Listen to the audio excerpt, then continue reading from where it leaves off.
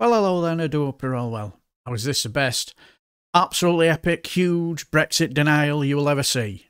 Now, this is where the elephant in the room makes an appearance, and it will start with Tory MP Mark Garnier, where he talks about how wonderful our exports are doing, and to our Minister for International Trade, Kemi Badenoch. Then Angus Brendan MacNeil, he decides to run with it, and then watch our Kemi Badenoch's attitude when Brexit is brought into the conversation, and cue the Tory lines. Just carrying on with this export data, the UK now has significantly lower goods export volumes than other advanced economies, and actually, when you look at just overall export, you see that in the period from 2020 November to 2021, there was an 8% increase in global average, was an 8.2% increase in exports. Other advanced countries were an average of 5% increase in exports over the period. The UK saw a 14% decrease. Right. So we're going in the wrong direction, it seems. And there are lots of arguments about why this could be. It could be the TCA with the EU making it sort of sticky and all the rest of it. But actually the reality of it is, irrespective of whether you're talking about goods or services, but actually I'm more interested in goods actually on this. We're not doing very well, are we? No, we should be doing better. That's something that is clear. We should be doing better. So we have an export strategy that's going to be very, very focused on trying to address those issues. Like I said before, we can't just be complacent that because things have been okay, they will always be okay. We've had supply chain bottlenecks, just the COVID backlog. It has had a very significant impact. And I think just looking at what we're doing on supply chains more broadly, that's something that BEIS would be doing, because even from a security perspective, it's absolutely critical that we it's just absolutely critical that we make sure that we're diversifying as much as possible. We've also had, in terms of Russia, Ukraine, we've been very There's a global problem. Sorry? There's a global problem. There's a global problem. I think we've got to focus on the fact that we're in a competitive marketplace. Yeah. And if we're not winning this, ultimately it comes back to this great Brexit argument, which I'm certainly not proposing to reopen again. We're all bored Thank you. to death. You're welcome. But DIT's function in the world and in government is, since 2016 has been to really deliver the Brexit dividend, which is kind of boosting in trade and all the rest of it. And again, this is you're taking on this challenge, but it hasn't really worked, or the evidence suggests that it hasn't really worked. I mean, have we got this wrong, or is there something else more? So I would go back to first principles. What is it that we're trying to do? A lot of DIT trade policy stems from the integrated review, where there was a very, very clear statement about an Indo-Pacific tilt. So I'm not going to pretend that everything is fine now, but there was a reason why we left the EU, and it wasn't due to the scaremongering and some of the nonsense that we saw. In the future, 40% of the middle class is going to be coming from the Asia Pacific, and we need to reorientate our economy in order to be able to deal with that. We can't just pretend it's not happening. Europe, and the EU in particular, is getting a lot older. Demographics are changing. So what are we going to be specializing? Where is our comparative advantage coming from? That doesn't mean that tomorrow we're going to swap everything. We're going to swap everything around, and it's going to be okay. What we're doing is planning for the future. Have there been difficulties? Yes, there always were going to be. There always were going to be difficulties. So I'm not one of the Brexiteers who said everything's going to be fine as soon as we leave. This was a very difficult decision for people like me, and it was making a play for the long term. So the Indo-Pacific tilt means CPTPP, it means an India FTA, and so on. And we have to be realistic about what it is we're trying to do, rather than just sell beef today or export something that may not even be a technology that's worth keeping tomorrow. We've got to be thinking about the future, about what we specialize in, R&D, science. We're a life sciences superpower. All of those things are what the strategy is going to be focused on. Fantastic. In the interest of full disclosure, I suspect I probably ought to reveal that I'm a Prime Minister's trade envoy, and therefore relevant to the performance of DIT. Done and disclosed. Thank you. Picking up just Mr. Garnier's figures before I turn to Lord Russell, he's mentioned 5% up for everybody else and 14% down for the UK. That fits with the Japan profile I gave you at the beginning.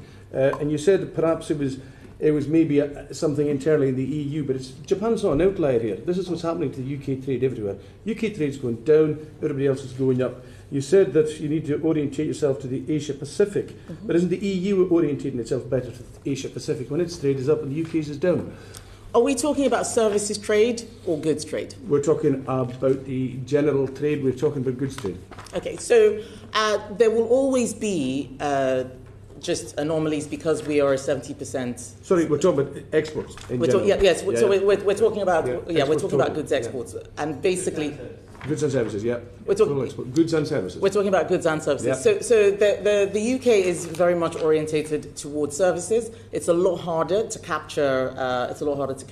Services trade in the same way that we measure. So we can expect that to go up in a year or so. So it'll be fine.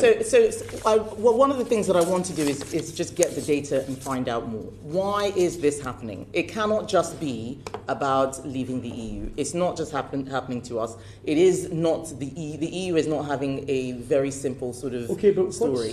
What's the GDP hit to the UK from leaving the European Union? Angus, you and I have had this it's a simple question. I'm not going to relitigate. I'm not going to relitigate Brexit. The fact is that it's a 4.9% hit. We have left the European Union. We've had a global pandemic. We also have We also have a war in Russia, in Ukraine, which we are leading on. All of those things are going to impact GDP. So disentangling which one of those things may or may not be Brexit, I don't think is going to be helpful for us to do in this committee. Okay, you said you were one of those who said that everything was going to be. You weren't one of those who said everything's going to be fine immediately. But did you tell people it's going to be worse? I mean, UK exports to the European Union have go down according to companies like DHL. They've plummeted. Like I said, this is something that we have done for the long term. We haven't said that there are not going to be any changes in the interim. What we're doing is creating an independent trade policy that's going to work for the future and is securing the prosperity of the UK. Will there be difficulties because of changes? Yes, all change is difficult. And what I would say, as somebody who is advocating for Scottish independence, that if you think that leaving the EU is going to be difficult, I can assure you that Scotland leaving the UK is going to have far more of an impact. Ireland has just done what Ireland has done in the last few decades, what you talk about there, and it's thriving. And its exports haven't been going down. Ireland still has a very close relationship with the UK, and that's one of the reasons why it does thrive. Thank you, Secretary. That's what happens after independence. You have good relations with your neighbours. I will quote that later. It's useful, Secretary of State, but there's an elephant in the room here, and it's got to be addressed. We can't close our eyes to the pay cut the UK has given itself at a time of cost of living crisis and everything else, of a 4.9%, sometimes 4, some people will say it's as high as 8, 2 and 8% of the various ranges of the pay cut the UK has given itself. What if trade deals managed to give the UK back from that pay cut? I mean, you're the Secretary of State for International Trade, and I can't let you just brush the Brexit effect to one side. I need to know what your understanding is. I don't follow the question, sorry. So what if trade deals... What if trade deals recouped in that GDP damage that Brexit has done to the UK economy? So again, let's go back to what a free trade agreement is. A free trade agreement is not trade. A free trade agreement is an opportunity to do more. So you're saying nothing? In terms of trade. No, I'm not saying nothing. I'm just looking for figures. I know what a free trade agreement is. Yes. I'm looking for the figures from that free trade agreement. What they are given, what compensation they're given. You do accept there's Brexit damage. So which specific... Sorry, just a second. Okay, I thought you'd ask the question. I'm asking You're re-asking the question? I'm asking the question because I'm needing an answer. Secretary of State, the OBR and the government have come up with figures of damage to the UK economy from Brexit. I firstly assume you accept those figures from your government, from the OBR. What I'm asking you is that 4%, 4.9%, maybe even 5% damage to the UK economy. What are trade deals doing to recoup that damage that has been done to the UK economy? You are the International Trade Secretary. Can you tell me? Well, first of all, the figures which you are giving are not ones that I recognise. So I cannot give. I cannot give an immediate rebuttal here. What I would say is, what I would do is refer to the comments which I have made before. We are not trade deals are not a zero-sum tit for tat. We're stopping this and we're going to do that, and everything's going to add up. We are making a tilt to the Indo-Pacific. Many of the trade deals you're talking about haven't even been done yet. We haven't signed the India FTA. We haven't acceded to CPTPP. We're barely getting through the Australia trade deal with all of the negativity that we're getting, not just from the floor of the House, but even, as we've heard, on the committee. What I'm here to do is to make sure that people understand that people understand the opportunities that are there when we create free trade agreements. Those benefits will come. As I've said, we cannot disentangle Brexit from COVID, from Russia, Ukraine. But actually, there is a lot of good work that's going on in terms of supporting exports. We have a fantastic story to tell on investment, for example. So those are the things that we should be looking at in the round. I can come back to you when I have the OBR figures. I'm afraid if you want to ask very specific OBR figures, I'll need you to send me the questions in advance so that I can have have those sorts of stats. You might not be able to disentangle COVID, Brexit, and the war in Ukraine, but many other people can. Many professional auditors can, and they can give you figures. But the figure I'm asking you is not the news you seem to get today about the government's own figures of damage to Brexit. The figures I'm asking you for are what will trade deals yield for the UK? Do you know those figures, or are you negotiating blindly without any knowledge of the GDP gain from these trade deals? I think what you're asking is actually a philosophical point. Are you saying I'm asking for numbers, not philosophy. Well, I'm challenging the premise of the question in that case. Asking for a number for something that is not a number question isn't going to work. It's not going to work with this question. Simply, if it was that easy, then you wouldn't need. No, I disagree. I strongly disagree. If that was the case, you wouldn't need to have me here. You could just have a computer program and press a button, and then get the number. So there are no numbers with these free trade agreements.